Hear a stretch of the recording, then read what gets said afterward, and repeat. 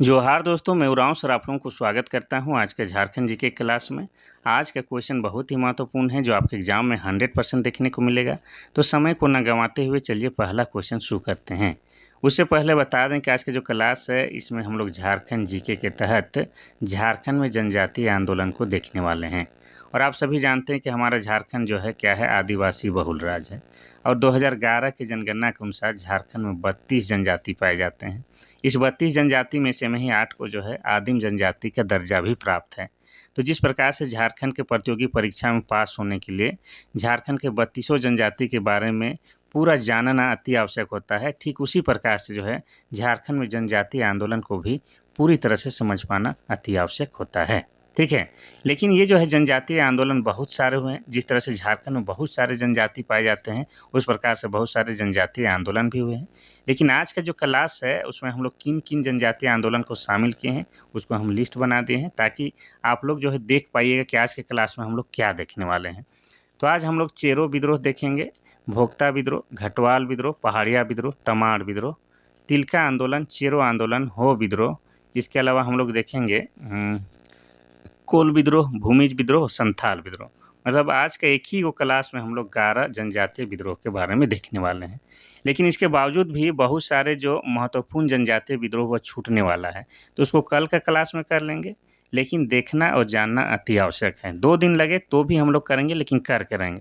क्या कि एक बार जो है माइंड में कॉन्सेप्ट क्लियर हो जाता है तो आजीवन बने रहता है।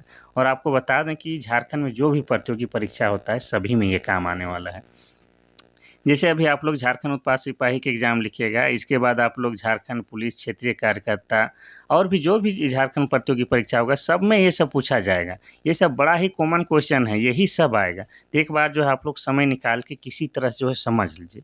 हो सके जनजातीय विद्रोह के बारे में आप लोग ज़्यादा नहीं पढ़े होंगे तो समझ में नहीं आएगा, लेकिन यकीन मानिए 2-3 बार देखिएगा तो सब समझ में आएगा। तो चलिए सबसे शुरू जो लिस्ट में क्या शामिल था, चेरो विद्रोह। तो चेरो विद्रोह से संबंधित हम लोग पहला क्वेश्चन शुरू करते हैं। पहला क्वेश्चन कह रहा है कि पलामू के चेरो शासक चित्रजीत राय के नेतृत्व में पलामू का चेरो विद्रोह हुआ था। यह किसके विरुद्ध में था?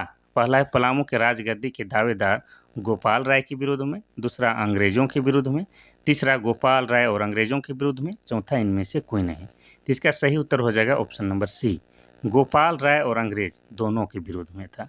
तो सबसे पहले जानेंगे कि ये चेरो विद्रोह हुआ कब था। तो चेरो विद्रोह हुआ था आपका 1770 में। ठीक है, 1770-71 के बीच में चेरो विद्रोह हुआ था।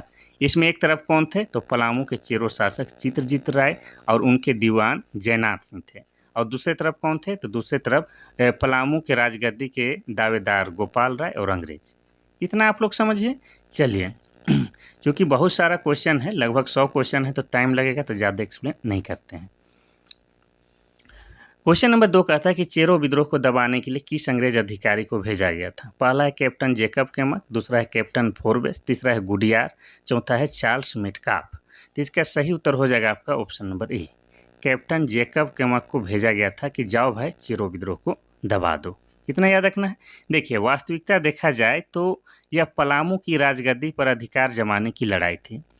इसी कारण अंग्रेजों ने कैप्टन जेकब केमक को भेजकर कहा कि जाओ तुम इस विद्रोह को दबा दो। और ये विद्रोह कब हुआ था, 2-3 बार लिखिएगा तो याद हो जाएगा, 1770-71 में। ऐसा 2-3 बार आप अपने पेन से लिखिए ना, याद हो जाएगा। हम बार बार लिखते हैं इसीलिए हमको याद हो जाता है। और हम भी चाहते हैं कि आप लोग जो भी पढ़ते हैं लिख लिख के पढ़िए, याद हो जाएगा। क्वेश्चन नंबर 3 कहता है कि चेरो विद्रोह से संबंधित कौन सा कथन गलत है? पहला है 1 जुलाई 1771 को गोपाल राय को पलामू का राजा घोषित किया गया। दूसरा, यह विद्रोह वास्तव में पलामू की राजगद्दी पर कब्जा की लड़ाई थी। तीसरा, पलामू का सालाना कर 5,000 रुपया तय कर दिया गया था। सभी सत्य है, लेकिन यहाँ गलत कथन को पहचानना है तो आपका ऑप्शन नंबर सी, ये वाला जो है आपका गलत कथन लिखा हुआ है। 5,000 जो सालाना कर तय किया गया था ये गलत है। यहाँ 5,000 की जगह में 4,000 रुपया हो जाएगा। ठीक है, तो एक बार आप लोग फिर से पढ़ लीजिए बाकी को ताकि याद हो जाएगा। 1 जुलाई 1771 को गोपाल राय को पलामू का राजा घोषित किया गया और पलामू को जो है 5,000 रुपया कर नहीं बल्कि 4,000 रुपया कर तय किया गया। तो ये जो है आपका गलत है। ठीक है, चलिए आगे बढ़ते हैं हम लोग क्वेश्चन नंबर 4 की ओर। 4 आने के साथ ही हम लोग दूसरा विद्रोह में आ गए।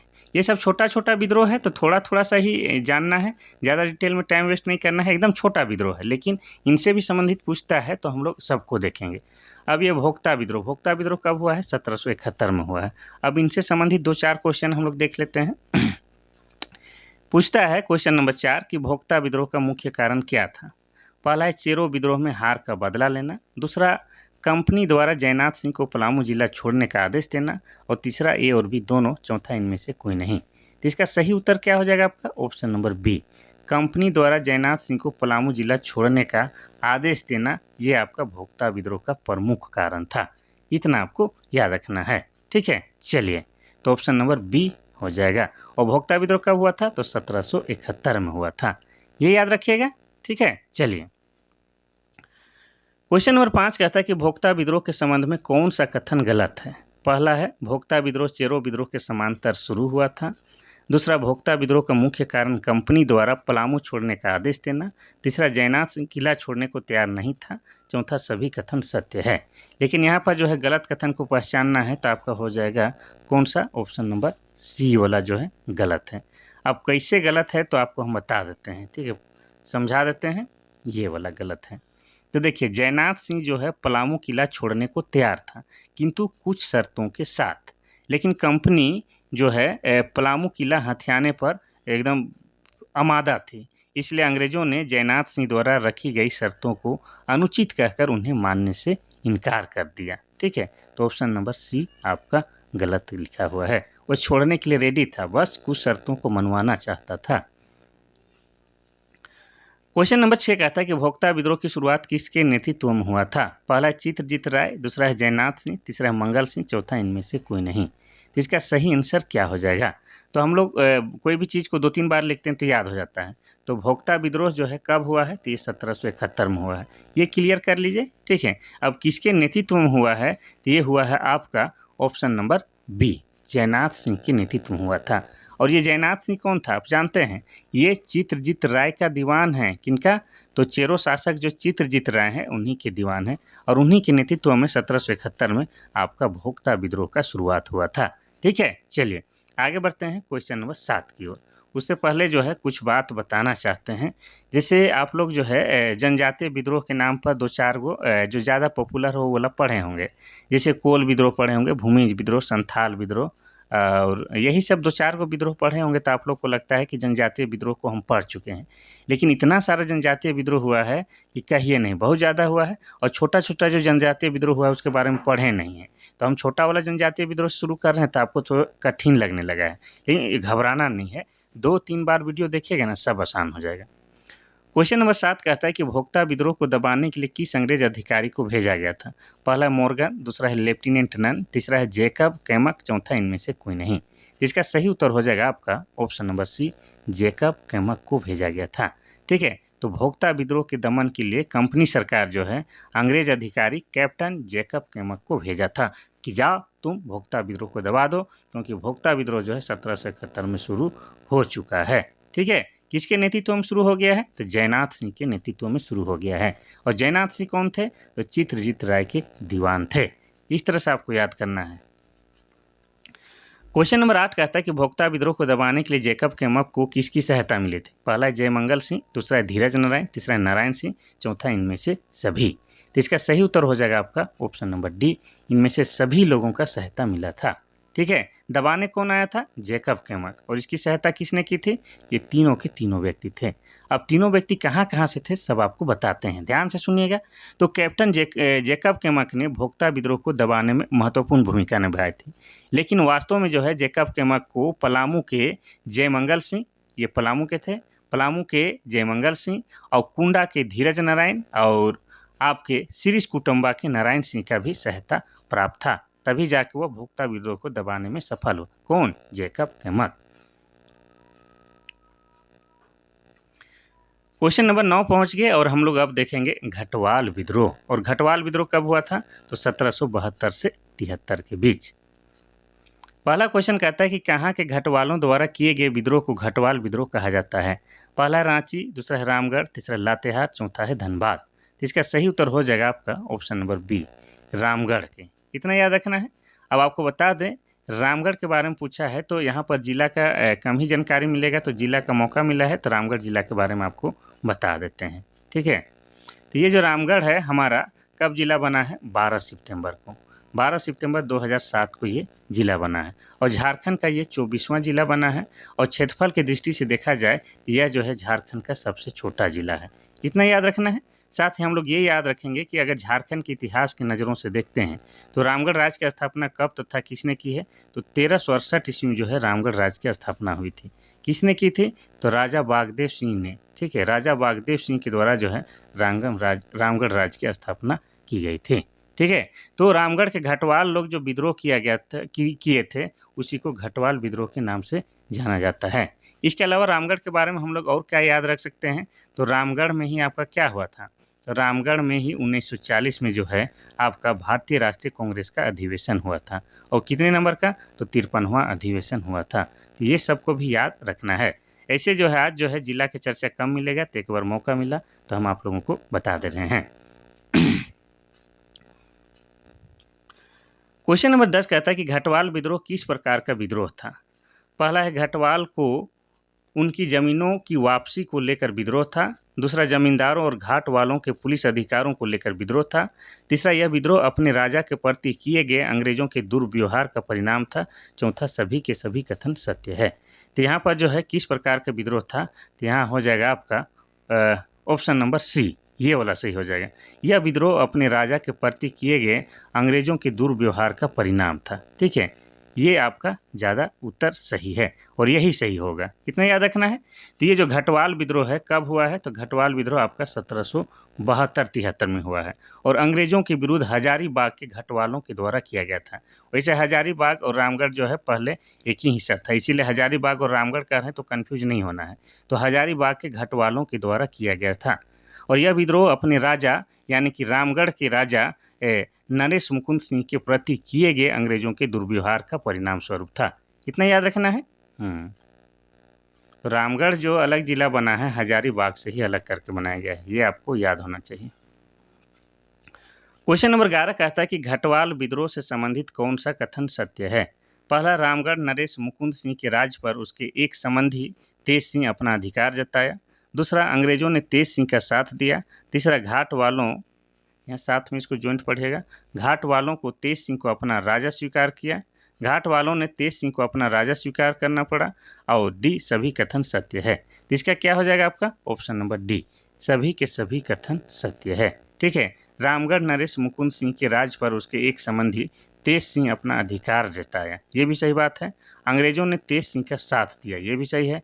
घाट वालों को तेज सिंह को अपना राजा स्वीकार करना पड़ा, ये बात भी सही है। तो ऑप्शन नंबर डी हो जाएगा, सभी के सभी कथन सत्य है। ठीक है, चलिए आगे बढ़ते हैं हम लोग क्वेश्चन नंबर 12 की ओर। तो इस तरह से जो है हार्ड लग रहा होगा, इस सब को आप लोग पहली बार पढ़ रहे हैं तो हार्ड लगेगा ही। क्वेश्चन नंबर 12 कहता है कि घटवाल विद्रोह के संबंध में कौन सा कथन गलत है? पहला, ठाकुर तेज सिंह को रामगढ़ का शासक घोषित कर दिया गया। दूसरा, कंपनी सरकार ने विद्रोह को दबाने के लिए जैकब केमक को भेज दिया। तीसरा है, तेज सिंह के बाद रघुनाथ सिंह रामगढ़ का राजा बनाया गया। चौथा, सभी के सभी कथन सत्य है। तो इसका जो है क्या है, गलत कथन की पहचान करना है। तो कौन सा गलत कथन दिया हुआ है? तो आपका ऑप्शन नंबर सी, ये वाला कथन जो है आपका गलत दिया हुआ है। ठीक है, ये वाला क्या लिखा हुआ है, तेज सिंह के बाद रघुनाथ सिंह रामगढ़ का राजा बनाया गया, ये कथन गलत है। तो तेज सिंह की मृत्यु के बाद जो है पारसनाथ सिंह को जो है रामगढ़ का राजा बनाया जाता है। किसको? तो पारसनाथ सिंह को। तो यहाँ पर पारसनाथ सिंह होना था। तो इस तरह से जो है ऑप्शन नंबर सी जो है गलत कथन दिया हुआ है। आगे बढ़ते हैं हम लोग क्वेश्चन नंबर 13 की ओर। अब हम लोग देखेंगे पहाड़िया विद्रोह। और पहाड़िया विद्रोह कब हुआ था? 1772 से लेकर 82, यानी कि 10 सालों तक चला था। 13 नंबर का क्वेश्चन कहता है कि पहाड़िया विद्रोह कई चरणों में हुए थे।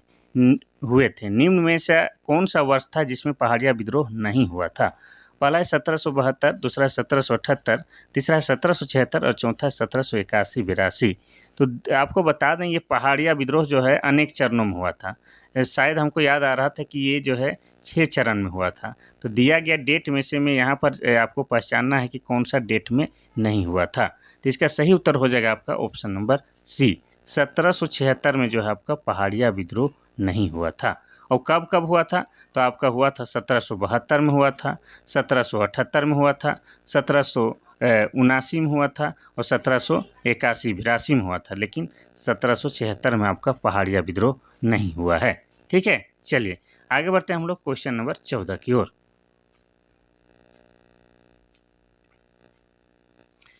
क्वेश्चन नंबर 14 कहता है कि 1772 में हुए पहाड़िया विद्रोह से संबंधित कौन सा कथन सही है। यानी कि यहाँ पर जो है सही कथन की पहचान करनी है। तो एक बार में नहीं आ रहा है, थोड़ा सा ऊपर बढ़ा देते हैं। ठीक है, पहला कहता है कि पहाड़िया जनजाति के प्रधान की हत्या मनसबदारों ने कर दी थी। दूसरा है विद्रोह का मूल कारण पहाड़िया जनजाति की भूमि को सरकारी संपत्ति घोषित करना।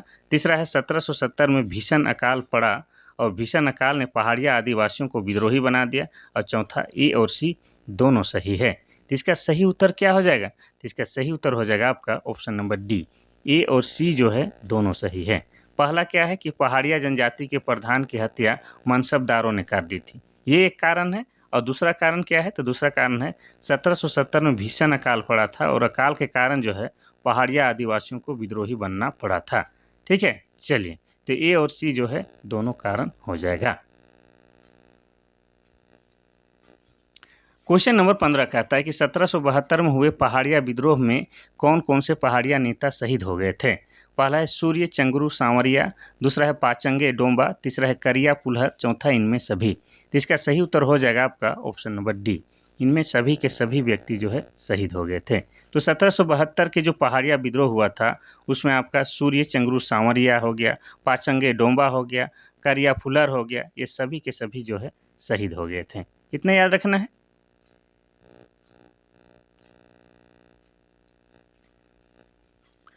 क्वेश्चन नंबर 16 कहता है कि 1782-84 में हुए पहाड़िया विद्रोह के संबंध में कौन सा कथन सही है। पहला है पहाड़िया सरदारों का नेतृत्व रानी सर्वेश्वरी ने की थी और दूसरा कंपनी सरकार ने दमनकर्ता के रूप में क्लीवलैंड को भेजा था। तीसरा रानी सर्वेश्वरी को इसमें सफलता नहीं मिली। चौथा सभी कथन सत्य है। तो यहाँ पर जो है सही कथन की पहचान करना है। तो इसका सही उत्तर क्या हो जाएगा आपका ऑप्शन नंबर डी, सभी के सभी कथन सत्य है। और जहाँ पर सभी कथन सत्य होता है उसको एक बार आप लोग जरूर पढ़िएगा। ठीक है, चलिए आगे बढ़ते हैं हम लोग क्वेश्चन नंबर 17 की ओर। क्वेश्चन नंबर 17 कहता है कि रानी सर्वेश्वरी ने अपना आखिरी दिन कहाँ बिताया था। पहला है कोल्हान प्रमंडल, दूसरा है भागलपुर जेल, तीसरा है रांची जेल, चौथा है तिहाड़ जेल। तो इसका सही उत्तर क्या हो जाएगा आपका option number B, Bhagalpur jail में जो है इनकी आखिरी जिंदगी बीती थी। किनकी? रानी सर्वेश्वरी का। इतना याद रखना है। तो आपको बता दें कि भागलपुर के जिलाधीश कौन थे? क्लीवलैंड। तो क्लीवलैंड के सुझाव पर सरकार ने रानी सर्वेश्वरी की जमींदारी छीन ली थी और रानी सर्वेश्वरी अपनी आखिरी समय भागलपुर जेल में बिताई थी, जहां पर उनकी मृत्यु कब हुई थी? तो उनकी मृत्यु 6 मई को हुई थी। 6 मई 1807 को जो है जेल के अंदर ही रानी सर्वेश्वरी की मृत्यु हो गई थी। कौन सा जेल? तो भागलपुर जेल में। इतना याद रखना है। चलिए आगे बढ़ते हैं हम लोग क्वेश्चन नंबर 18 की ओर। और हम लोग अब क्या देखेंगे? अब हम लोग तमाड़ विद्रोह के बारे में देखने वाले हैं। और तमाड़ विद्रोह कब हुआ था? तो तमाड़ विद्रोह 1782 में हुआ था। तो तमाड़ विद्रोह का मुख्य केंद्र कहाँ था? पहला है छोटा नागपुर, दूसरा है कोल्हान प्रमंडल, तीसरा है पलामू प्रमंडल, चौथा इनमें से कोई नहीं। तो इसका सही उत्तर हो जाएगा आपका ऑप्शन नंबर ई, छोटा नागपुर। तमाड़ विद्रोह 1782 में हुआ था और इसका मुख्य केंद्र छोटा नागपुर है। आगे बढ़ते हैं हम लोग क्वेश्चन नंबर 19 की ओर। क्वेश्चन नंबर 19 कहता है कि तमाड़ विद्रोह में कौन सी जनजाति ने भाग लिया था। पहला है संथाल, दूसरा है उरांव, तीसरा है मुंडा, चौथा है हो। तो इसका सही उत्तर हो जाएगा आपका ऑप्शन नंबर सी, तमाड़ विद्रोह में मुंडा जनजाति के द्वारा भाग लिया गया था। इतना याद रखना है। और इनका मुख्य केंद्र कहाँ था? तो छोटा नागपुर था। ये आपको याद रखना है। मुंडा की बात किया जाए तो मुंडा जो है झारखंड की जनसंख्या की दृष्टि से तीसरी सबसे बड़ी जनजाति है। और इनकी भाषा क्या है? तो इनकी भाषा मुंडारी है। और मुंडारी भाषा जो है आपका ऑस्ट्रो एशियाटिक भाषा परिवार के अंतर्गत आता है। और मुंडा जनजाति के जो प्रमुख देवता है उसको हम लोग क्या कहते हैं? तो उसको हम लोग सिंह बोंगा बोलते हैं। और सिंह बोंगा जो है भगवान सूर्य का प्रतीक है। इसके अलावा मुंडा जनजाति के लोग जो है सरहुल को क्या कहते हैं? तो सरहुल को बा परब के नाम से भी जानते हैं। इतना आपको मुंडा जनजाति के बारे में याद रखना है। तो तमाड़ विद्रोह में मुंडा जनजाति के लोगों ने भाग लिया था। आगे बढ़ते हैं हम लोग क्वेश्चन नंबर 20 की ओर। क्वेश्चन नंबर 20 कहता है कि 1782 में हुए तमाड़ विद्रोह से संबंधित कौन सा कथन सही है। यहाँ पर भी जो है आपको सही कथन की पहचान करना है। पहला, कंपनी की नीतियों ने बाहरी लोगों को प्राथमिकता दी थी। दूसरा है, नागवंशी शासकों की अत्याचारों शोषण के कारण लोग घुटन महसूस कर रहे थे। तीसरा ए और बी दोनों, चौथा इनमें से कोई नहीं। तो इसमें जो है सही कथन कौन सा है, आपका ऑप्शन नंबर सी है। ए और बी जो है दोनों कथन सत्य है। इतना आपको याद रखना है। तो ये जो तमाड़ विद्रोह कब हुआ था, 1782 में हुआ था। और मुख्य कारण क्या था कि कंपनी की नीतियों ने यहाँ बाहरी लोगों को आने और उनके सुख सुविधा संपन्न होने का मार्ग प्रशस्त किया था। और दूसरी ओर वे छोटा नागपुर खास के नागवंशी शासकों के अत्याचार और शोषण के कारण घुटन महसूस कर रहे थे। ये जो है आपका ए और बी दोनों कारण है। Question number 21। क्वेश्चन नंबर 21 कहता है कि तमाड़ विद्रोह को दबाने के लिए कंपनी सरकार ने किसको भेजा था। पहला है होगन, दूसरा है जेम्स क्रॉफ्ट, दूसरा है लेफ्टिनेंट कूपर और चौथा इनमें से कोई नहीं। तो इसका सही उत्तर हो जाएगा आपका option number B, James Croft को भेजा गया था। कंपनी सरकार ने विद्रोह को दबाने के लिए मेजर जेम्स क्रॉफ्ट को भेजा और मेजर जेम्स क्रॉफ्ट को नागवंशी शासकों का भी समर्थन मिला, जिससे जो है विद्रोह शांत हो गया। इतना याद रखना है। चलिए आगे बढ़ते हैं हम लोग क्वेश्चन नंबर 22 की ओर। क्वेश्चन नंबर 22 कहता है कि 1782 में तमाड़ विद्रोह के समय नागवंशी राजा कौन था। पहला है एनी शाह, दूसरा है दुर्जन शाह, तीसरा है प्रताप कर्ण, चौथा है दर्पनारायण शाह। तो इसका सही उत्तर हो जाएगा आपका option number D, Darpnath Shah था। इतना याद रखना है। तो 1782 में जिस समय तमाड़ विद्रोह हो रहा था उस समय नागवंशी राजा आपका दर्पनाथ शाह था। अब नागवंशियों का जिक्र बार बार आ रहा है तो थोड़ा सा आपको बता ही देते हैं, ठीक है। तो नागवंशी राज की स्थापना 64 ईस्वी में की गई थी और इसी को हम लोग क्या कहते हैं, तो इसकी स्थापना प्रथम शताब्दी में की गई थी। कब, प्रथम शताब्दी में की गई थी। किनके द्वारा किया गया था, तो फनी मुकुट राय के द्वारा किया गया था। किनके द्वारा, तो फनी मुकुट राय के द्वारा नागवंश की स्थापना की गई थी। इसीलिए जो है फनी मुकुट राय को जो है नागवंश का आदि पुरुष भी माना जाता है। क्या माना जाता है, आदि पुरुष भी माना जाता है। इतना याद रखना है। और फनी मुकुट राय जो हैं उनका राजधानी कहाँ था, तो फनी मुकुट राय का राजधानी सुतियांबे था। ये भी आपको याद रखना है, सुतियांबे। अब यहाँ पर जो दिया गया विकल्प है उनके बारे में भी थोड़ा सा हम लोग जान ही लेते हैं। एनी शाह की बात करेंगे तो ये भी नागवंशी राजा हैं और इनके द्वारा जो है 1691 ईस्वी में जगन्नाथ मंदिर का निर्माण करवाया गया है। किसका, जगन्नाथ मंदिर का। कहाँ, तो रांची जिला में, रांची जिला के धुरुआ में जगन्नाथ मंदिर का निर्माण कराया गया है, जहाँ पर प्रत्येक साल जो है आषाढ़ महीने में, कब, आषाढ़ महीने में रथ मेला का आयोजन किया जाता है। इतना याद रखना है। अब दुर्जन साल की बात करेंगे तो दुर्जन साल को जो है मुगल शासक जहांगीर ने कैद कर लिया था। किसने, तो जहांगीर ने कैद कर लिया था। कितने साल के लिए, तो 12 साल के लिए। और कैद करके कहाँ रखा था, तो कैद करके जो है ग्वालियर के किला में रखा था। इतना याद रखते हैं। और दुर्जन साल जो है हीरे के अच्छे पारखी थे, जिसके कारण जो है जहांगीर उसे बाद में छोड़ देता है। अब बदले में जो है दुर्जन साल जो है 6,000 रुपया जो है कर देना स्वीकार करता है। और दुर्जन साल के द्वारा ही आपको बता दें कि गुमला के शीशे में जो है दोईसागढ़ किले का निर्माण कराया गया है, जिसको जो है नवरत्नगढ़ का किला भी कहा जाता है और जिसका अवशेष आज भी मौजूद है। तो ये भी जो है आपको याद ही रखना है।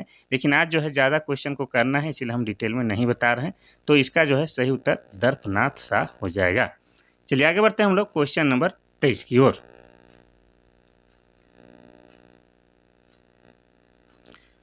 क्वेश्चन नंबर 23 कहता है कि तमाड़ विद्रोह के दूसरे चरण के संबंध में कौन सा कथन गलत है।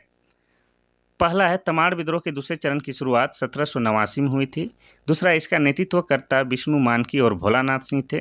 तीसरा, कैप्टन होगन को विद्रोहियों को दबाने के लिए भेजा गया था लेकिन वो असफल रहा। और चौथा कह रहा है, लेफ्टिनेंट कूपर विद्रोह को दबाने में सफल रहा। इसमें जो है आपको क्या बताना है, इसमें जो है हमें गलत कथन को पहचानना है। तो यहाँ हो जाएगा आपका ऑप्शन नंबर सी, ये वाला जो है आपका गलत कथन दिया हुआ है।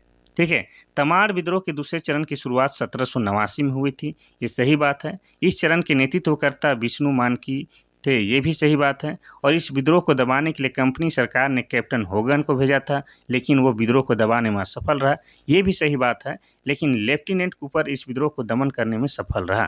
ठीक है, तो यहाँ पर जो है हम क्या बोले, क्या चीज़ बताना था भुला गए, कौन सा कथन गलत है। तो ऑप्शन नंबर सी जो है आपका गलत हो जाएगा। ठीक है। अच्छा, सी भी तो सही दिया हुआ है। एक सेकेंड थोड़ा सा रुकिएगा, कोई दिक्कत नहीं, एक फ्रेम में नहीं आ रहा है तो गड़बड़ हो रहा है। कौन सा कथन गलत है? तो ऑप्शन नंबर बी गलत हो जाएगा। ठीक है, बी गलत कर लीजिएगा। देखिए यहाँ पर जो है इसका नेतृत्वकर्ता विष्णु मानकी था, लेकिन साथ में जो है आपका यहाँ भोलानाथ सिंह दिया गया है, ये गलत है। भोलानाथ की जगह में हो जाएगा मौजा मानकी। कौन हो जाएगा? मौजा मानकी या मौजी मानकी उनका नाम था। तो ऑप्शन नंबर बी जो है गलत हो जाएगा। एक फ्रेम में नहीं आ रहा है तो थोड़ा सा हम कन्फ्यूजिया रहे थे, कोई बात नहीं। आगे बढ़ते हैं हम लोग क्वेश्चन नंबर 24 की ओर। क्वेश्चन नंबर 24 कहता है कि तमाड़ विद्रोह के तीसरे चरण की शुरुआत कब हुई थी? पहला है 1789, दूसरा है 1794, तीसरा है 1796 और चौथा है 1783। तो इसका सही उत्तर हो जाएगा आपका ऑप्शन नंबर बी, 1794 में हुआ था। ठीक है, तमाड़ विद्रोह का तीसरे चरण की शुरुआत 1794 में हुई थी, जिसे जो है अंग्रेजों के द्वारा जो है इस आंदोलन को दबा पाना बड़ा मुश्किल हो गया था। ये तीसरे चरण का जो आंदोलन था वो काफ़ी बड़ा और विस्तार हुआ था। Question number 25। क्वेश्चन नंबर 25 कहता है कि 1794 में तमाड़ विद्रोह के तीसरे चरण में किसने अंग्रेजों की सहायता की थी? पहला है आपका नागवंशी शासक, दूसरा है राहे के राजा, तीसरा है हजारीबाग के राजा, चौथा है रामगढ़ के राजा। तो इसका सही उत्तर हो जाएगा आपका ऑप्शन नंबर बी, राहे के राजा ने सहायता की थी। इतना आपको याद रखना है। और ये जो राहे के राजा जिसका हम बात कर रहे हैं उनका नाम क्या था? तो उनका नाम था नरेंद्र शाही। क्या नाम था? नरेंद्र शाही। ठीक है, तो ये हो जाएगा आपका ऑप्शन नंबर बी सही हो जाएगा। क्वेश्चन नंबर 26 कहता है कि तमाड़ विद्रोह के तीसरे चरण के नेतृत्वकर्ता कौन थे? पहला है भोलानाथ सिंह, दूसरा है ठाकुर विश्वनाथ सिंह, तीसरा है ठाकुर हीरानाथ सिंह, चौथा इनमें सभी। तो इसका सही उत्तर हो जाएगा आपका ऑप्शन नंबर डी, इनमें सभी हो जाएगा। चलिए आगे बढ़ते हैं हम लोग क्वेश्चन नंबर 27 की ओर। क्वेश्चन नंबर 27 कहता है कि तीसरे चरण के तमाड़ विद्रोह से संबंधित कौन सा कथन सही है? पहला है कैप्टन बी बेन और कैप्टन लिमांड तमाड़ विद्रोह के नेताओं को पकड़ने में सफल रहे। दूसरा है 1796 में विद्रोह व्यापक रूप ले लिया। तीसरा, यह विद्रोह पूर्ण रूप से 1798 में समाप्त हो गया। चौथा, सभी कथन सत्य है। तो यहाँ पर जो है सही कथन की पहचान करना है तो क्या हो जाएगा आपका ऑप्शन नंबर डी, सभी के सभी कथन सत्य है। और जहाँ सभी कथन सत्य रहेगा तो एक बार जरूर से रिपीट पढ़िएगा। क्वेश्चन नंबर 28 कहता है कि तमाड़ विद्रोह के चौथे चरण की शुरुआत कब हुई थी? पहला है 1796, दूसरा है 1794, तीसरा है 1798 और चौथा है 1807। तो इसका सही उत्तर हो जाएगा आपका ऑप्शन नंबर डी, 1807 में तमाड़ विद्रोह का चौथा चरण शुरू हुआ था। इतना याद रखना है। और किसके नेतृत्व में अगर पूछता है तो आपको बता दें, दुखन शाही मुंडा के नेतृत्व में। दुखन शाही मुंडा के नेतृत्व में हुआ था चौथे चरण का तमाड़ विद्रोह। और इस समय जो है 5000 मुंडाओं ने विद्रोह शुरू किया था। इतना याद रखना है। Question number 29। क्वेश्चन नंबर 29 कहता है कि तमाड़ विद्रोह के चौथे चरण का दमन किस अंग्रेज अधिकारी ने किया? पहला है कैप्टन रफसेज, दूसरा है लिमांड, तीसरा है बी बेन, चौथा है होगन। तो इसका सही उत्तर हो जाएगा आपका ऑप्शन नंबर ए, कैप्टन रफसेज के द्वारा जो है तमाड़ विद्रोह के चौथे चरण का दमन किया गया था। आगे बढ़ते हैं हम लोग क्वेश्चन नंबर 30 की ओर।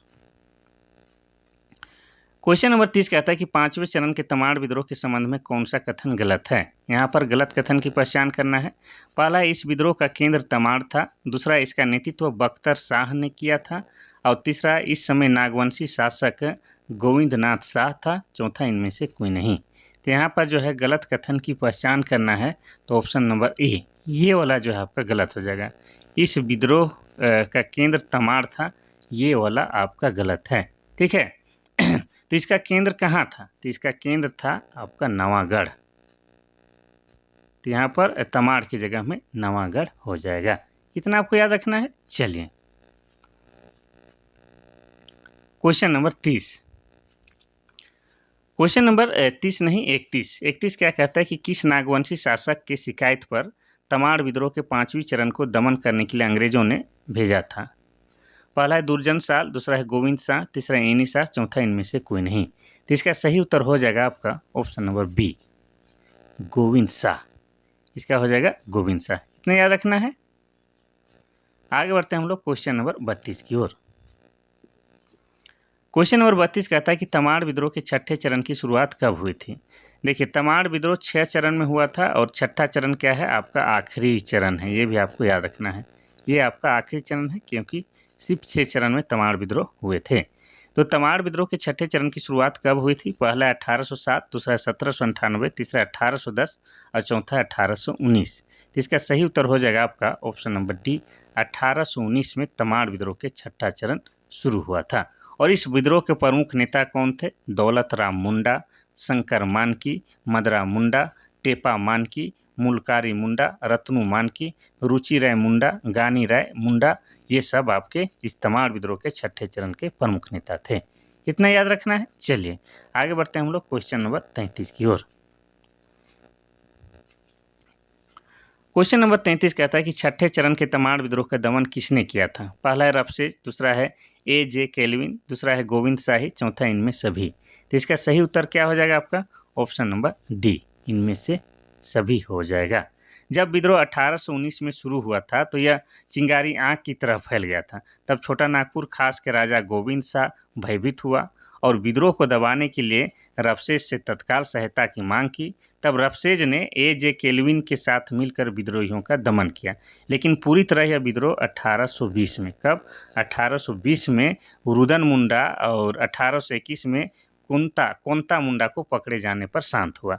ये सब आपको याद रखना है, ठीक है। तो छठा चरण जो हुआ आपका तमाड़ विद्रोह, ये हुआ था आपका 1819 में, लेकिन ये जो है पूरी तरह से समाप्त कब होता है? तो 1821 में।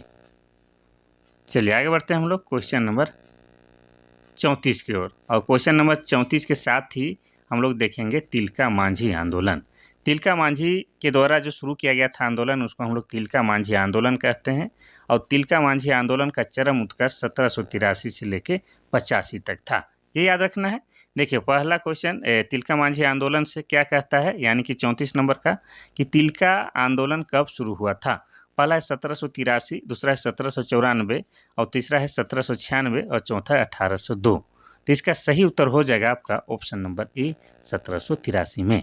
तो तिलका मांझी का आंदोलन का चरम उत्कर्ष 1783 से 85 माना जाता है। किसके नेतृत्व में? तो तिलका मांझी के नेतृत्व में। और तिलका मांझी का जो है मूल नाम क्या था? तो मूल नाम जबरा पहाड़िया था। ये भी आपको याद रखना है, ठीक है। चलिए आगे बढ़ते हैं हम लोग क्वेश्चन नंबर 35 की ओर। क्वेश्चन नंबर 35 कहता है कि तिलका आंदोलन से संबंधित सही कथन की पहचान करना है। पहला है अपनी जमीन पर अधिकार के लिए लड़ाई थी। दूसरा, पहाड़ियों को अधिक सुविधा देकर फूट डालने वाली नीति के विरोध में था। तीसरा, क्लीवलैंड के विरोध में। चौथा, सभी कथन सत्य है। तो इसका सही उत्तर क्या हो जाएगा आपका? सभी के सभी कथन जो है यहाँ पर सत्य दिया गया है। इतना आपको याद रखना है, ठीक है। एक बार आप लोग फिर से पढ़ लीजिएगा।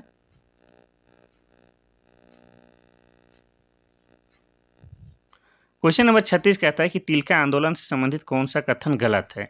यहाँ पर गलत कथन की पहचान करना है, ठीक है। ऊपर हम बढ़ाते हैं ताकि सब एक बार में दिख सके। पहला कहता है कि कंपनी सरकार ने अंग्रेजी सेना की मदद के लिए आयरकूट को भेजा था। दूसरा, इस आंदोलन में पहाड़िया सरदारों ने अंग्रेजी सेना की मदद की।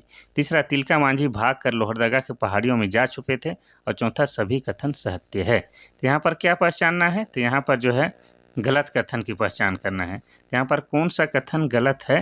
तो आपका हो जाएगा ऑप्शन नंबर सी, ये वाला जो है गलत है। तिलका मांझी भाग कर लोहरदगा के पहाड़ियों में जा छुपे थे, ये वाला गलत था, ठीक है।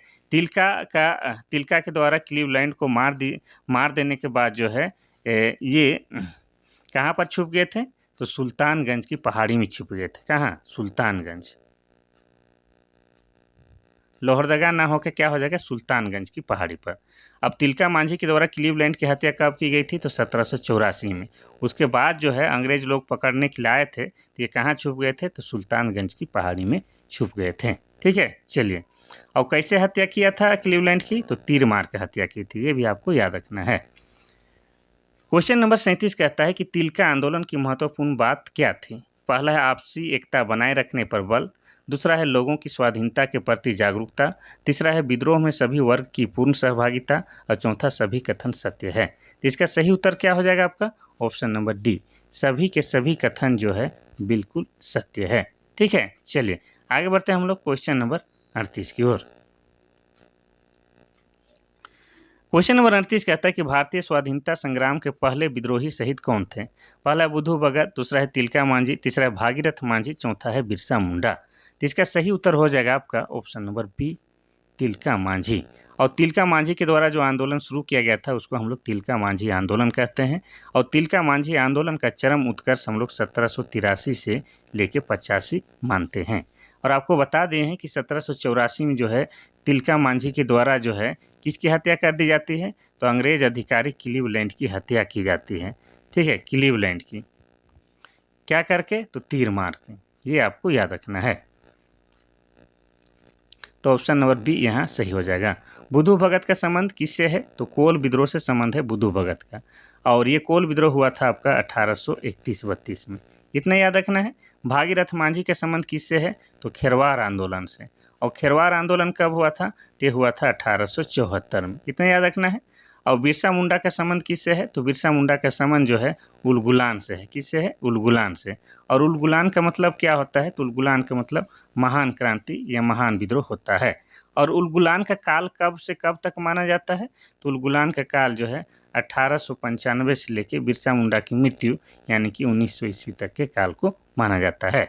चलिए, तो 38 का सही उत्तर option number B, Tilka Manjhi हो जाएगा। Question number 39।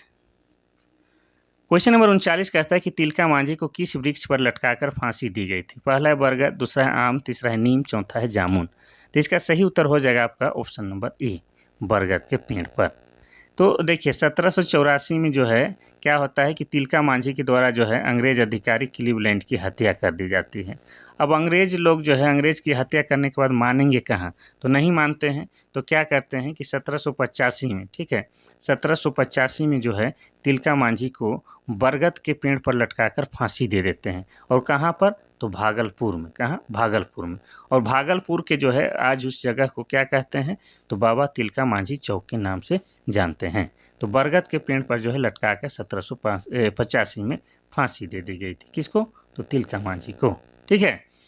और फांसी देने से पहले जो है उसको घोड़ा में घसीटते हुए ले जाया गया था ताकि लोगों में जो है डर फैलाया जा सके। क्वेश्चन नंबर 40 कहता है कि तिलका मांझी को पकड़वाने में किस पहाड़िया सरदार ने महत्वपूर्ण भूमिका निभाई थी? पहला है रमन्ना पहाड़ी, दूसरा है जौराह पहाड़िया, तीसरा है गोपी पहाड़िया, चौथा इनमें से कोई नहीं। तो इसका सही आंसर हो जाएगा आपका ऑप्शन नंबर बी, जौराह पहाड़िया। तो तिलका मांझी को पकड़वाने में पहाड़िया सरदार जौराह पहाड़िया ने महत्वपूर्ण भूमिका निभाई थी। यानी कि गद्दारी किसने की थी? जौराह पहाड़िया ने, कुछ रुपये के लालच में। नहीं तो ये जल्दी से इतने जल्दी पकड़ में नहीं आते। क्वेश्चन नंबर 41 कहता है कि किस विद्रोह का स्वरूप गोरिल्ला युद्ध था? पहला है कोल विद्रोह, दूसरा है तिलका विद्रोह, तीसरा है संथाल विद्रोह, चौथा इनमें से कोई नहीं। इसका सही आंसर हो जाएगा आपका ऑप्शन नंबर बी, तिलका विद्रोह का स्वरूप जो था गोरिल्ला युद्ध था। इसी को जो है छापा मार युद्ध भी कहा जाता है। एक्चुअली में छापा मार युद्ध या गोरिल्ला युद्ध क्या होता है कि छुप के वार करना, अपने दुश्मनों पर जो है छुप के वार करना, और दुश्मन जो है हताहत हो जाए और उसे पता भी नहीं चला कि कौन किधर से वार कर रहा है। तो इसी को जो है गोरिल्ला युद्ध कहा जाता है। और गोरिल्ला युद्ध में कौन माहिर थे? तो आपके तिलका मांझी माहिर थे।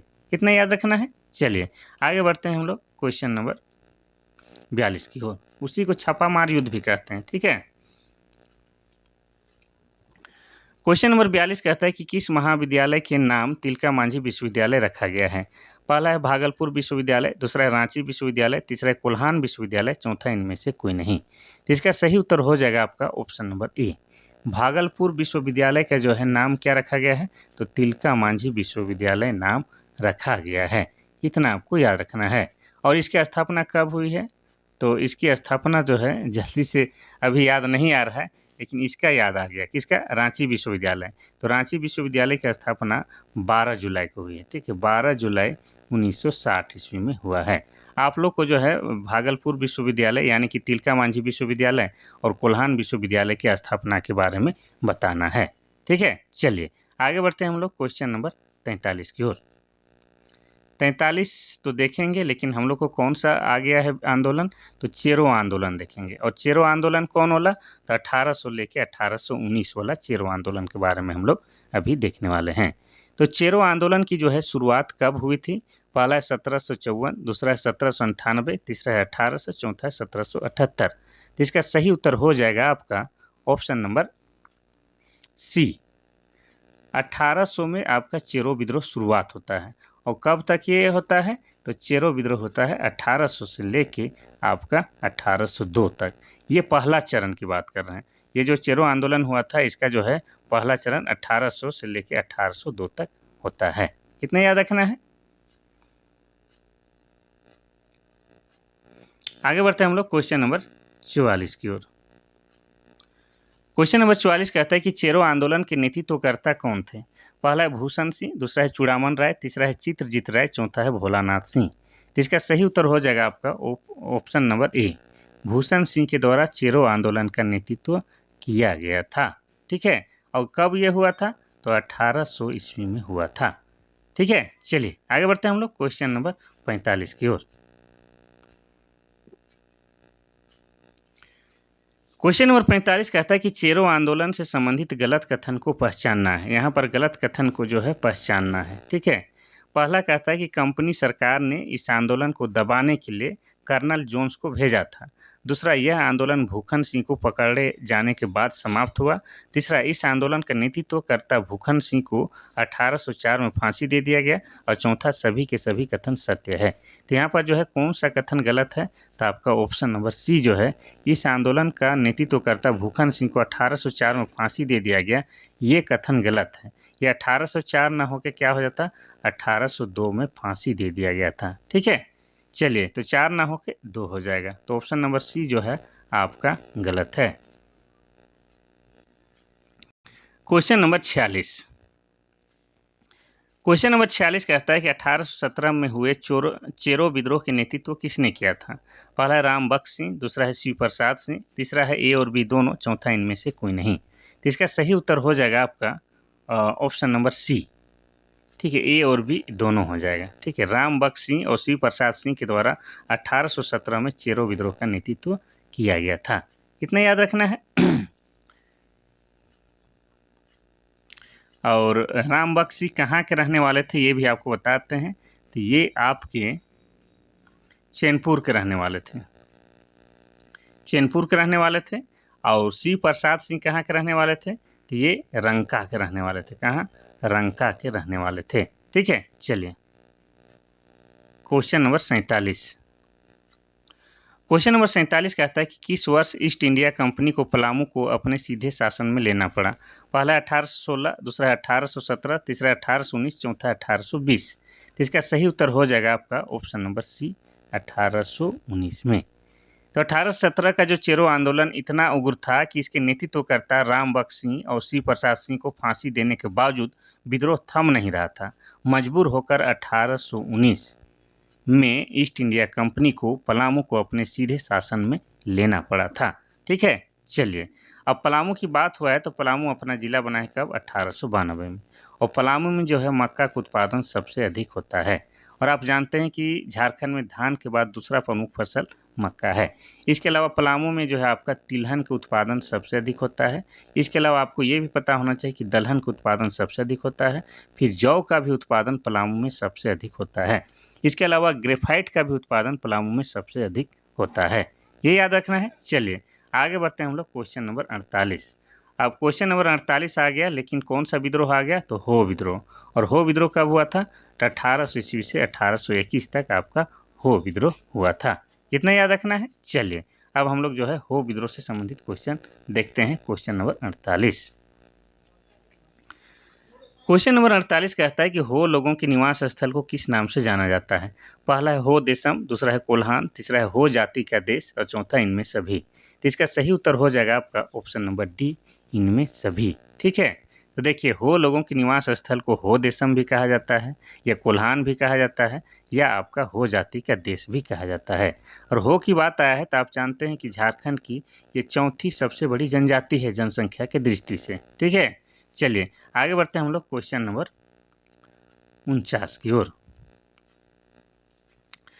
क्वेश्चन नंबर 49 कहता है कि झारखंड की कौन सी जनजाति कंपनी काल में लड़ाका कोल कही जाती थी। यहाँ पर ला डाल लीजिएगा।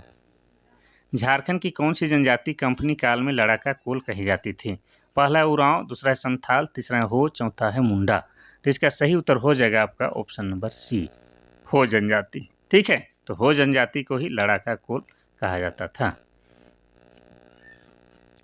Question number 50। क्वेश्चन नंबर 50 कहता है कि हो विद्रोह कहाँ हुआ था। पहला है सिंहभूम, दूसरा है पलामू, तीसरा है संथाल परगना, चौथा है हजारीबाग। तो इसका सही उत्तर हो जाएगा आपका ऑप्शन नंबर ए, सिंहभूम के क्षेत्र में हो विद्रोह हुआ था। ठीक है, और हो विद्रोह कब हुआ था? 1800 से लेकर 1821 तक जो है आपका हो विद्रोह का काल माना जाता है। क्वेश्चन नंबर 51 कहता है कि मेजर रफसेज और हो जनजाति के बीच मुठभेड़ किस नदी के किनारे हुआ था। पहला है कांची नदी, दूसरा है रोरो नदी, तीसरा है स्वर्ण रेखा नदी, चौथा है शंख नदी। इसका सही उत्तर हो जाएगा आपका ऑप्शन नंबर बी, रोरो नदी के किनारे मुठभेड़ हुआ था। और कब हुआ था तो आपको बता दें, ये 1820 ईस्वी में हुआ था। किनके बीच? तो मेजर रफसेज और हो जनजाति के बीच। इतना याद रखना है। यहाँ पर जो कांची नदी दिया गया है, तो कांची नदी पर आपका क्या है, तो दसम जलप्रपात बना हुआ है। और दसम जलप्रपात जो कि आपका रांची जिला में है। और ये जो कांची नदी है आपका स्वर्ण रेखा नदी की सहायक नदी है। किसकी? तो स्वर्ण रेखा नदी की सहायक नदी है। इतना याद रखना है। स्वर्ण रेखा नदी पर जो है आपका क्या है, हुंडरू जलप्रपात है। और हुंडरू जलप्रपात जो है आपका रांची जिला में है, ये आप सभी जानते हैं। और स्वर्ण रेखा नदी का उद्गम स्थल रांची के नगरी गाँव से होता है। इतना याद रखना है। शंख नदी की बात किया जाए तो शंख नदी का उद्गम स्थल आपका कहाँ होता है? चैनपुर से। और चैनपुर आपका कहाँ है? तो चैनपुर आपका गुमला जिला में। कहाँ है? गुमला जिला में। और गुमला जिला 1983 को बना है।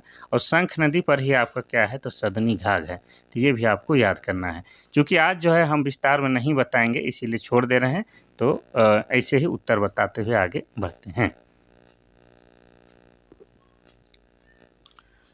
क्वेश्चन नंबर 52 कहता है कि मेजर रफसेज और कैप्टन विल्किंसन ने किस विद्रोह को दबा दिया था। पहला है तमाड़, दूसरा है भूमिज, तीसरा है हो, चौथा है इनमें से कोई नहीं। तो इसका सही उत्तर क्या हो जाएगा? तो इसका सही उत्तर हो जाएगा आपका ऑप्शन नंबर सी, हो विद्रोह को दबा दिया था। किसने? तो मेजर रफसेज और कैप्टन विल्किंसन ने। इतना याद रखना है। चलिए आगे बढ़ते हैं हम लोग क्वेश्चन नंबर 53 की ओर।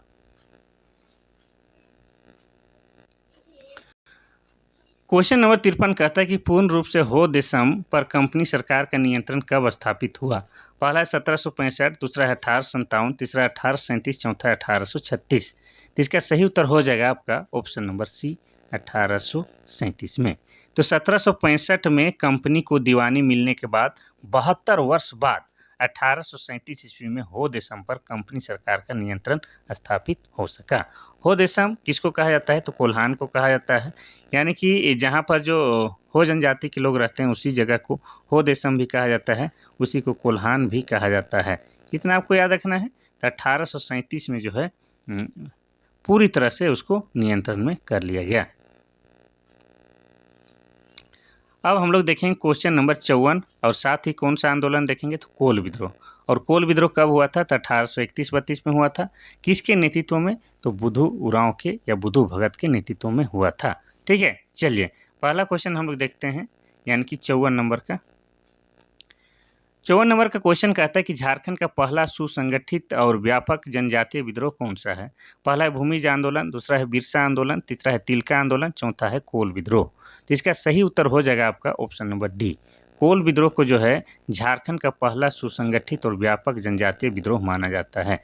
और कोल विद्रोह का काल क्या है? तो 1831-32। और किसके नेतृत्व में? तो बुधु भगत के नेतृत्व में हुआ था। इतना आपको याद रखना है। ठीक है, चलिए अगर हम लोग बात करते हैं बाकी ऑप्शन का, बात कर ही लेते हैं थोड़ा सा।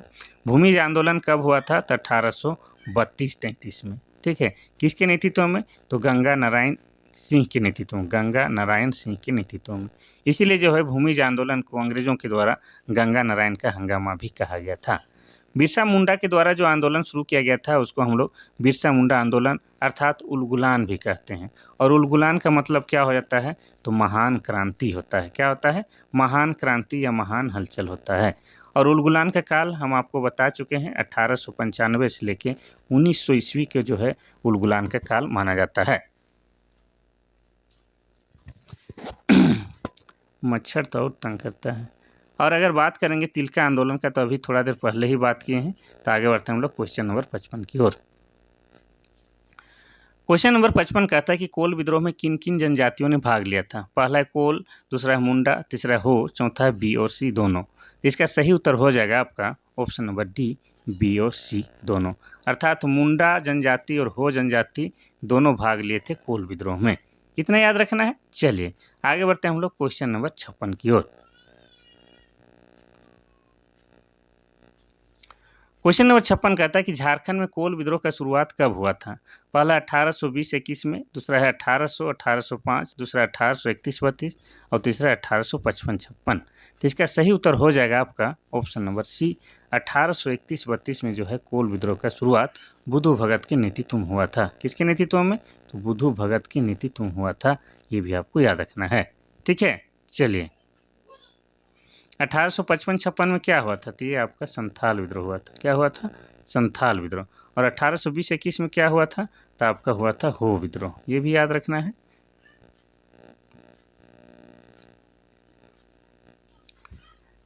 क्वेश्चन नंबर 57 कहता है कि झारखंड का कौन सा क्षेत्र कोल विद्रोह से हमेशा अछूता रहा। पहला है पश्चिमी सिंहभूम, दूसरा है पलामू, तीसरा है हजारीबाग, चौथा इनमें से कोई नहीं। तो इसका सही आंसर हो जाएगा आपका ऑप्शन नंबर सी, हजारीबाग जो है कोल विद्रोह से हमेशा के लिए अछूता रहा। वहाँ पर कोल विद्रोह का कोई असर नहीं हुआ। इतना याद रखना है। अब हजारीबाग की बात करेंगे तो इसे हजार बागों का शहर कहते हैं और ये 1833 में जिला बना है। हजारीबाग में आपका क्या क्या है? तो हजारीबाग में आपका जो है पद्मा का किला है, जहाँ पर वर्तमान में सैनिक प्रशिक्षण दिया जाता है। साथ ही सूरज या सूर्य जलकुंड है, जो कि झारखंड का सबसे अधिक गर्म लगने वाला जलकुंड है।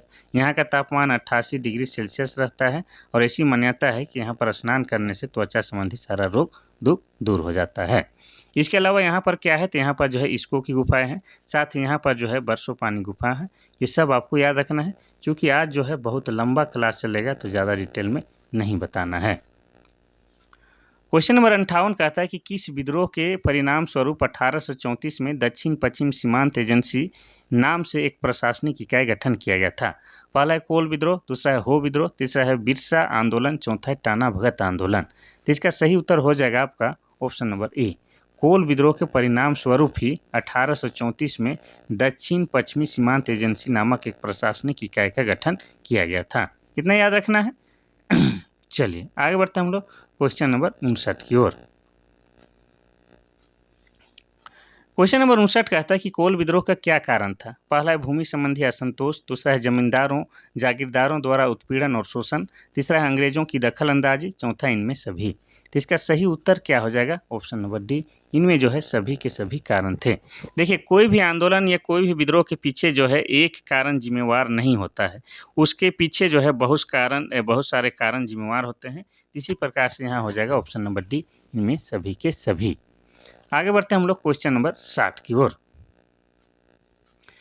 क्वेश्चन नंबर 60 कहता है कि कोल विद्रोह का तत्कालिक कारण क्या था। ठीक है, पहला है गैर आदिवासियों द्वारा आदिवासियों की जमीन के अलावा उनकी स्त्रियों का छीना जाना, दूसरा न्यायालय से निराशा, तीसरा है जमींदारों और जागीरदारों द्वारा उत्पीड़न शोषण और चौथा इनमें से सभी। इसका सही उत्तर हो जाएगा आपका, देखिए बहुत सारे कारण तो होते हैं, लेकिन यहाँ पर क्या पूछा है? यहाँ पर पूछा है कि तत्कालिक कारण क्या था। तो हो जाएगा आपका ऑप्शन नंबर ए, गैर आदिवासियों द्वारा आदिवासियों की जमीन छीनने के साथ साथ उनकी स्त्रियों को भी छीना जाना, ये तत्कालिक कारण था। इतना याद रखना है। चलिए आगे बढ़ते हैं हम लोग क्वेश्चन नंबर 61 की ओर।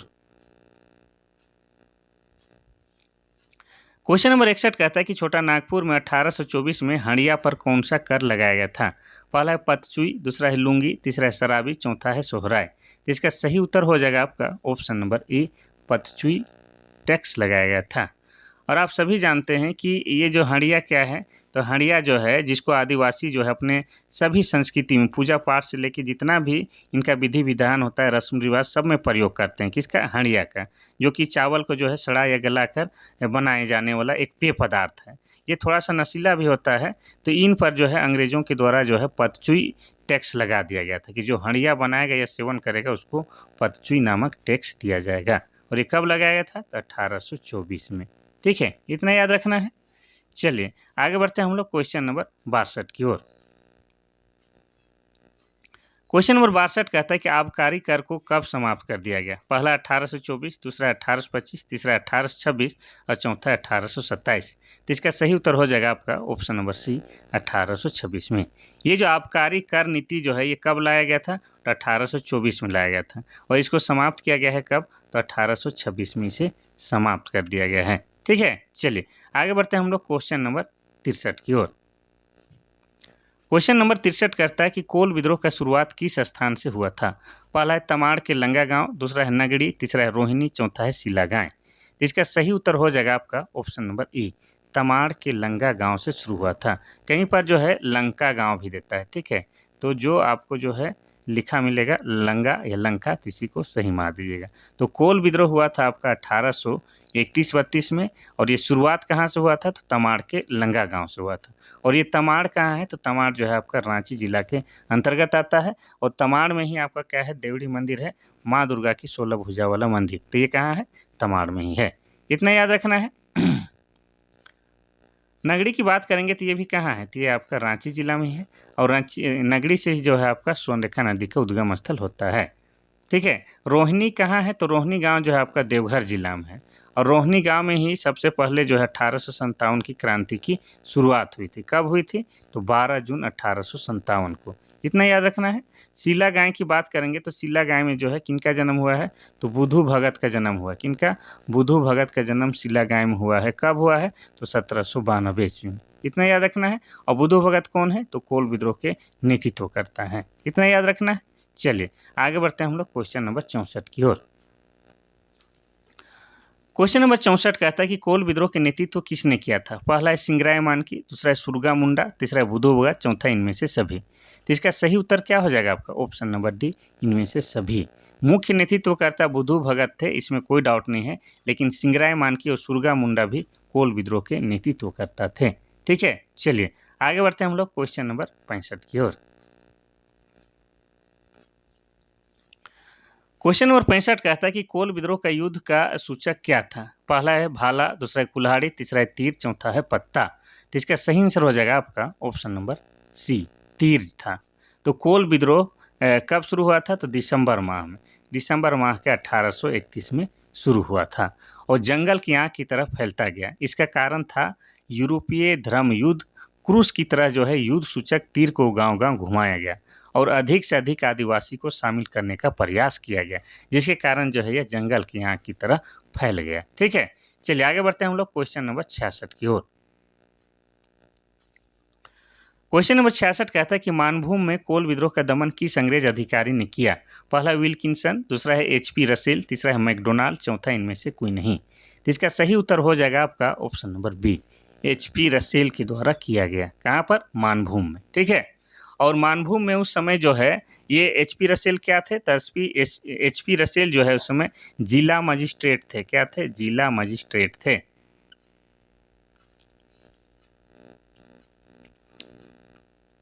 Question number 67। क्वेश्चन नंबर 67 कहता है कि कोल विद्रोह को किस अंग्रेज अधिकारी ने दमन किया था। पहला HP रासेल, दूसरा है मैकडोनाल्ड, तीसरा है विल्किंसन, चौथा इनमें से कोई नहीं। तो इसका सही उत्तर हो जाएगा आपका ऑप्शन नंबर सी, विल्किंसन। ठीक है, तो कैप्टन विल्किंसन ने भी कोल विद्रोह का दमन किया था, जो उस समय दक्षिण पश्चिम सीमांत एजेंसी के एजेंट थे। कौन, आपके विल्किंसन। तो तभी हम इससे पहले वाला क्वेश्चन में क्या बोले कि मानभूम में किसने कोल विद्रोह का दमन किया था, तो उसका उत्तर तो हो गया था क्या, HP रसेल, ये वाला। लेकिन यहाँ पर पूछा कि कोल विद्रोह का जो है पूरा दमन करने का श्रेय किसे जाता है, तो विल्किंसन को जाता है, option number C. Question number 68 कहता है कि दक्षिण पश्चिम सीमांत एजेंसी के प्रथम एजेंट कौन थे। पहला है रसेल, दूसरा है मैकडोनाल्ड, तीसरा है विल्किंसन, चौथा इनमें से कोई नहीं। तो इसका सही उत्तर हो जाएगा आपका कैप्टन विल्किंसन। ठीक है, चलिए आगे बढ़ते हैं हम लोग। अच्छा, आगे बढ़ने से पहले ये भी बताते हैं कि दक्षिण पश्चिम सीमांत एजेंसी की स्थापना कब हुई थी, तो 1834 में हुई थी। Question number 69। क्वेश्चन नंबर 69 कहता है कि झारखंड क्षेत्र का पहला नागरिक प्रशासक कौन था। पहला है क्लीवलैंड, दूसरा है रफसेज, तीसरा है विल्किंसन, चौथा इनमें से कोई नहीं। तो इसका सही उत्तर हो जाएगा आपका ऑप्शन नंबर सी, यही हो जाएगा। ठीक है, कैप्टन विल्किंसन था। चलिए आगे बढ़ते हैं हम लोग क्वेश्चन नंबर 70 की ओर। क्वेश्चन नंबर 70 कहता है कि कोल विद्रोह के नेतृत्वकर्ता के संबंध में कौन सा कथन सत्य है। पहला, कोल विद्रोह के नेतृत्वकर्ता सुरगा मुंडा सिल्ली के रहने वाले थे। दूसरा, बुधू भगत बंदगांव के रहने वाले थे। तीसरा, उरांव विद्रोह का नेतृत्व जतरा भगत ने किया था। चौथा, इनमें से कोई नहीं। तो यहाँ पर जो है सत्य कथन की पहचान करना है तो ऑप्शन नंबर डी हो जाएगा। यहाँ पर कोई भी कथन जो है सत्य या सही नहीं दिया गया है। आपको बता दें कि कोल विद्रोह के जो नेतृत्वकर्ता थे सुरगा मुंडा, ये कहाँ के रहने वाले थे? तो ये आपके बंदगांव के रहने वाले थे। और कोल विद्रोह के जो प्रमुख नेता हैं बुधू भगत, ये कहाँ के रहने वाले थे? तो ये जो है आपके सिला गाय के रहने वाले थे। इतना आपको याद रखना है। और उरांव विद्रोह का नेतृत्वकर्ता किसने थे, कौन था? तो बुधू भगत था। इतना आपको याद रखना है। यहाँ पर जो है सभी के सभी जो है गलत कथन दिया गया है, कोई भी कथन सत्य नहीं है। Question number 71। क्वेश्चन नंबर 71 कहता है कि किसने कहा कि कोल विद्रोह को कुचलने में लगभग 5000 वर्ग मील भूमि को वीरान कर दी गई। पहला है विल्किंसन, दूसरा है विल्सन, तीसरा है मैकडोनाल्ड, चौथा इनमें से कोई नहीं। तो इसका सही उत्तर हो जाएगा आपका ऑप्शन नंबर बी, विल्सन। आपको बता दें कि विल्सन एक इतिहास और अंग्रेज अधिकारी थे जिसने कहा कि कोल विद्रोह तथा उसके दमन क्रम में धन जन सबकी हानि हुई है और इतनी क्षति हुई है कि एक खुशहाल इलाका मरघट में तब्दील हो गया है। और विल्सन का अनुमान है कि कोल विद्रोह को कुचलने में लगभग 5000 वर्ग मील को जो है सुना या वीरान कर दिया गया था। ठीक है, चलिए आगे बढ़ते हैं हम लोग क्वेश्चन नंबर 72 की ओर। क्वेश्चन नंबर 72 कहता है कि कोल विद्रोह के परिणाम के विषय में कौन सा कथन सही है। यहाँ पर जो है सही कथन को बताना है।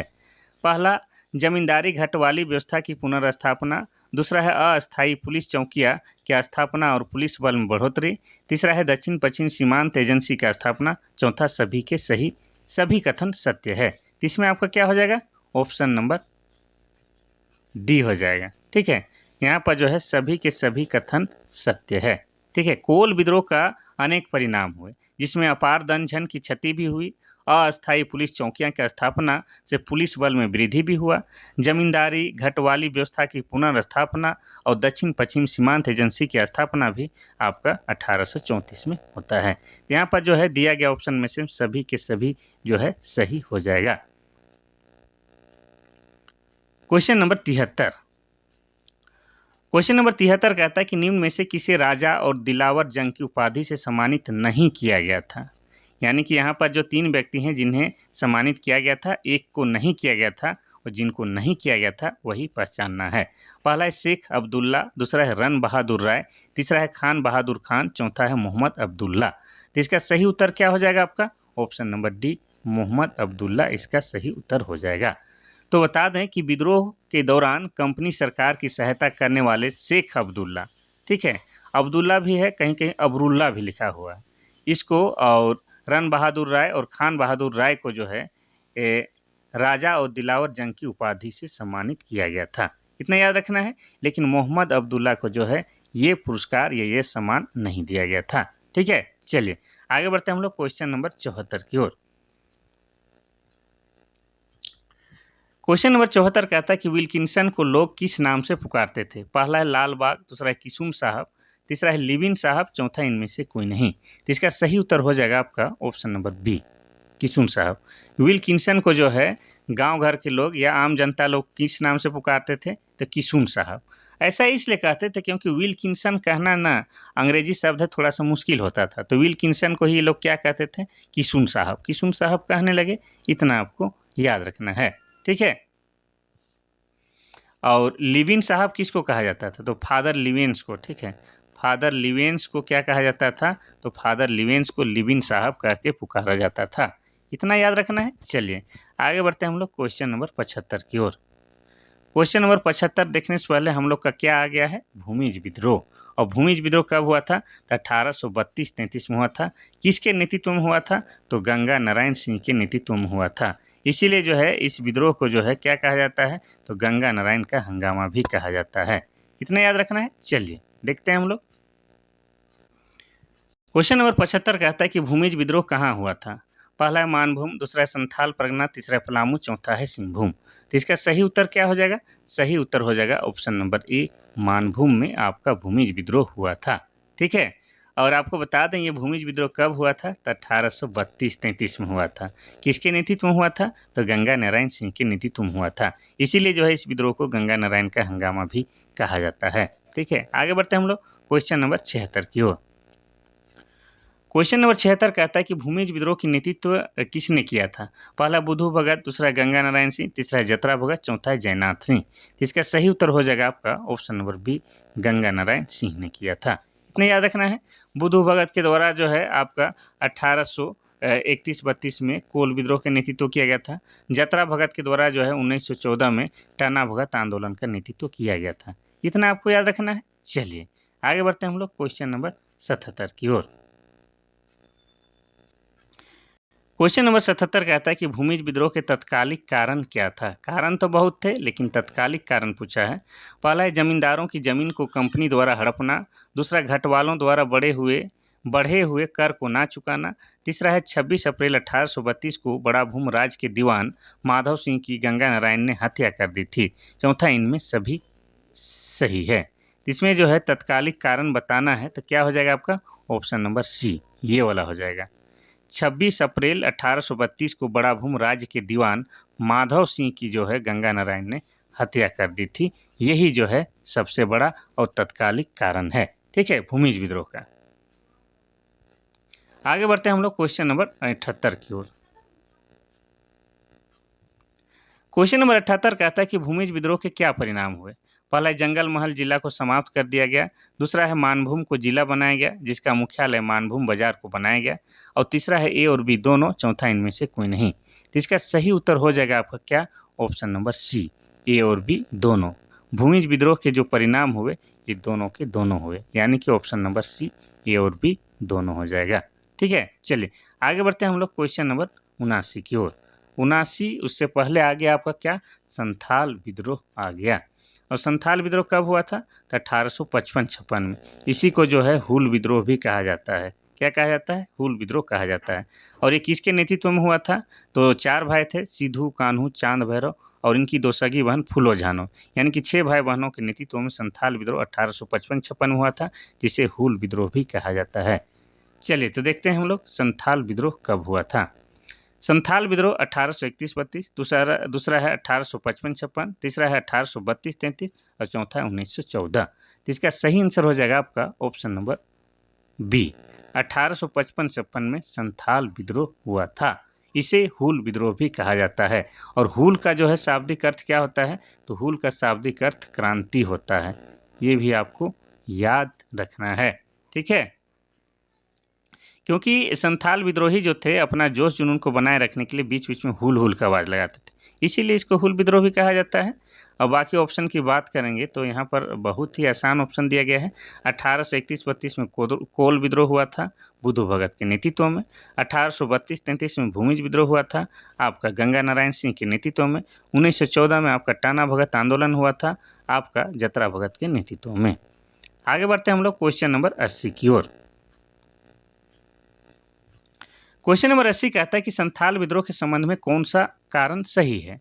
पहला है जमींदारों का अत्यधिक मांग, दूसरा है महाजनों का ऋण, तीसरा है पुलिस का व्यवहार, चौथा इनमें सभी। तो संथाल विद्रोह के होने के पीछे कौन सा कारण सही है ये बोल रहा है, तो इसका सही उत्तर हो जाएगा आपका ऑप्शन नंबर डी, सभी के सभी कारण सत्य है। ठीक है, चलिए आगे बढ़ते हैं हम लोग क्वेश्चन नंबर 81 की ओर। क्वेश्चन नंबर 81 कहता है कि संथाल विद्रोह का तत्कालिक कारण क्या था?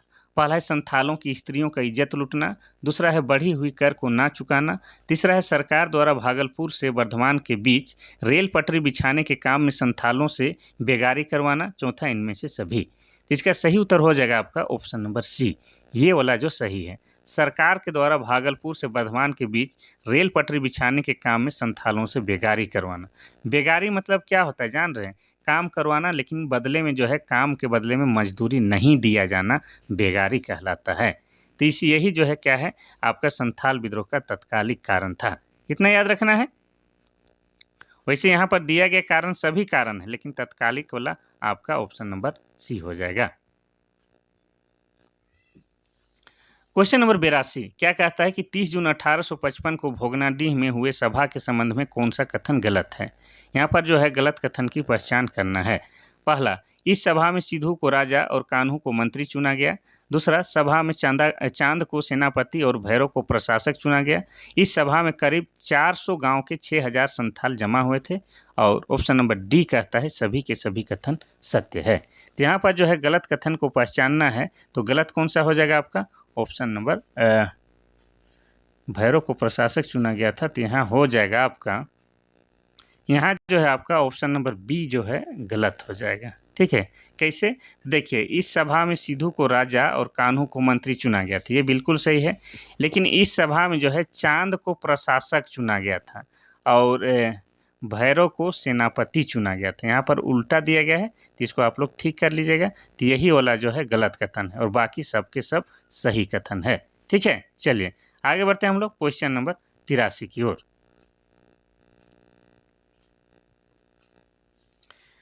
क्वेश्चन नंबर 83 कहता है कि संथाल विद्रोह का कौन सा उद्देश्य नहीं था। पहला है दिकुओं को भगाना, दूसरा है विदेशियों का राज हमेशा के लिए खत्म करना, तीसरा है सतयुग का राज न्याय का धर्म का और अपना राज्य स्थापित करना, और चौथा कंपनी सरकार को झारखंड से पूरी तरह समाप्त करना। तो संथाल विद्रोह का जो है कौन सा उद्देश्य जो है इसमें शामिल नहीं है, तो आपका हो जाएगा आपका ऑप्शन नंबर डी। ये जो है कंपनी सरकार को झारखंड से पूरी तरह से समाप्त करना, ये उनका उद्देश्य नहीं था, किनका, संथाल विद्रोह का। ठीक है, चलिए आगे बढ़ते हैं हम लोग क्वेश्चन नंबर 24 की ओर, 24 नहीं 84 की ओर। क्वेश्चन नंबर 84 कहता है कि संथाल विद्रोह के समय क्रांति के रूप में गांव-गांव किस चीज को घुमाया गया था। पहला है तीर, दूसरा है साल का पत्ता, तीसरा है साल वृक्ष की टहनी, चौथा है झंडा। तो इसका सही उत्तर हो जाएगा आपका ऑप्शन नंबर सी, साल की टहनी को जो है गांव-गांव घुमाया गया था। ठीक है, ताकि जो है अधिक से अधिक लोगों को इस विद्रोह में जोड़ा जा सके। साल की बात करेंगे तो साल क्या है, झारखंड का राजकीय वृक्ष है। क्या है, झारखंड की राजकीय वृक्ष, जिसका वैज्ञानिक नाम क्या है, सोरिया रोबस्टा। क्या नाम है, सोरिया रोबस्टा। और साल वृक्ष की जो है सरहुल में पूजा की जाती है, किसमें, सरहुल में। और सरहुल जो है झारखंड की जनजातियों का सबसे बड़ा त्यौहार है, जो कि कमिंग सून है, कल परसों आने वाला है। और साल को ही सखुआ कहा जाता है, और सखुआ यानी कि साल को पर्णपाती वनों का राजा भी कहा जाता है। ठीक है, चलिए आगे बढ़ते हैं हम लोग क्वेश्चन नंबर 85 की ओर। क्वेश्चन नंबर 85 कहता है कि अंग्रेजों के द्वारा मार्टिलो टावर कहाँ बनाया गया है। पहला है साहेबगंज, दूसरा है जामताड़ा, तीसरा है पाकुड़, चौथा है देवघर। तो इसका सही उत्तर क्या हो जाएगा आपका, ऑप्शन नंबर सी, पाकुड़ हो जाएगा। पाकुड़ में ही आपका क्या बनाया गया था, मार्टिलो टावर बनाया गया था। और इस मार्टिलो टावर को ही क्या कहा जाता है, मार्तेल, मार्तेल टावर भी कहा जाता है। क्या कहा जाता है, मार्तेल टावर भी कहा जाता है। और आपको बता दें कि यह टावर जो है 30 फीट ऊंचा है। कितना, 30 फीट ऊंचा है, और इसका घेरा 20 फीट है, और अंदर से गोली चलाने के लिए उसमें छेद भी बने हुआ है। ठीक है, छेद भी बना हुआ है, इतना आपको याद रखना है। ये कहाँ है, पाकुड़ में। और पाकुड़ की बात किया जाए तो ये जिला कब बना है, 28 जनवरी 1994 को जो है पाकुड़ जिला बना है। और पाकुड़ के बारे में आपको और बताते हैं, तो पाकुड़ जो है झारखंड में सबसे कम साक्षरता दर वाला जिला है। क्या है, पूरे झारखंड में सबसे कम साक्षरता दर वाला जिला है। चाहे पुरुष साक्षरता दर की बात करेंगे, चाहे महिला साक्षरता दर की बात करेंगे, दोनों ही मामले में फ़ीसदी आपका पाकुड़ है। लेकिन पाकुड़ जो है दो चीज़ों के लिए फेमस भी है। कौन कौन चीज़, तो एक हो जाएगा बीड़ी जलैले जिगर से पिया, और दूसरा क्या हो जाएगा, तो दूसरा हो जाएगा पत्थर। तो ये दो चीज़ों के लिए फेमस है आपका पाकुड़। ठीक है, चलिए आगे बढ़ते हैं हम लोग क्वेश्चन नंबर 86 की ओर। क्वेश्चन नंबर 86 कहता है कि संथाल विद्रोह के नेता सिद्धू को किस स्थान पर फांसी दी गई थी। पहला है भोगनाडी, दूसरा है जामताड़ा, तीसरा है बरहेट, चौथा है पाकुड़। तो इसका सही उत्तर क्या हो जाएगा आपका, ऑप्शन नंबर सी, बरहेट में। संथाल विद्रोह के नेता सिद्धू को जो है बरहेट में फांसी दे दिया गया था। ठीक है, कब दिया गया था, तो 5 दिसंबर को, 5 दिसंबर 1855 को जो है इन्हें फांसी दे दिया गया था बरहेट में। इतना याद रखना है।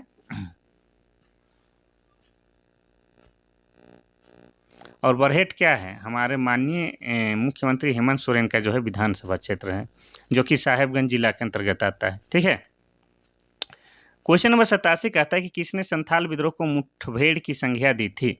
पहला है